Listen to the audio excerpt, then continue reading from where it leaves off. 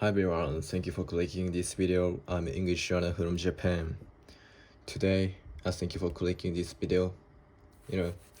Today I'm going to introduce another book in English. The book I'm going to talk about is this one, The West Rudder by Nick Maggiulli. Yes, the main reason I read this book was to learn more about personal finance. So this book is really recently it's really popular in Japan. So in Japan we don't really learn much about personal finance at school, so I didn't have much knowledge about money, investing, or how to manage it. So that's why I wanted to learn more about money through books. So it's also the reason why this book is really popular in Japan now. Okay, the most interesting thing I learned from this book was the relationship between money and happiness. So there is a common saying that money can't buy happiness. But I think this book gives us a more interesting perspective. Money actually can buy happiness, at least to some extent. For example, having more money can give us better place to live, more freedom, and more opportunities to do things we enjoy. However, having more money doesn't necessarily make us happy. And the relationship between money and happiness isn't linear. It's more like a curve. Okay, I will draw a chart. Yes, it's a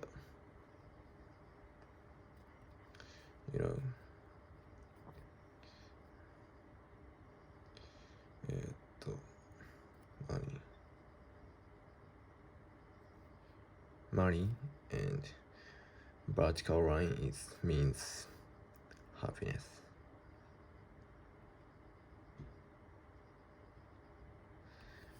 Happiness. So it's the relationship between money and happiness isn't linear. No, it's more like a curve, like that. Yes. Yes. So up to certain point,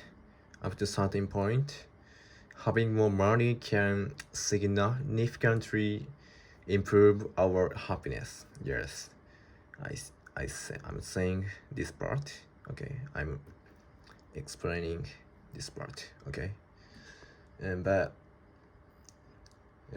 but after we reach a certain point, certain level of wealth, each additional amount of money has a smaller effect on our happiness, like that. Okay. And this made me realize that becoming richer and richer doesn't automatically mean becoming happier and happier. What I found even more interesting was that whether money makes us happy also depends on our way of thinking. For example, if we are always comparing ourselves with people who have more money, we may never feel satisfied no matter how much money we have. On the other hand, if we can appreciate what we already have and use our money to make our lives better, we may feel much happier. So I think the important lesson from this book is not simply money is important or money isn't important.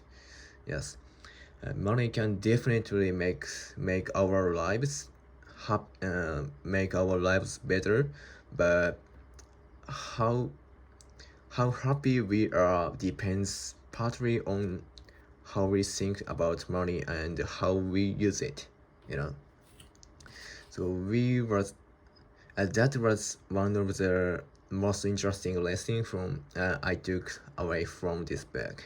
You know, overall, I would recommend this book to people who want to learn about personal finance, investing, and the relationship between money and happiness.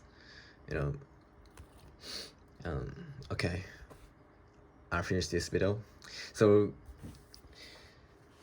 the meaning of wealth is wealth. The meaning of wealth is different from everyone. So okay,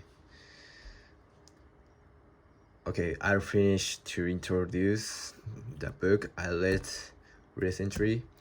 Okay, so let me know on the comment your thoughts, your opinion.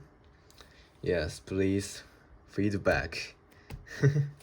Please let me know your feedback about this explanation or this video. Okay, I finished this video and thank you for watching and see you next time.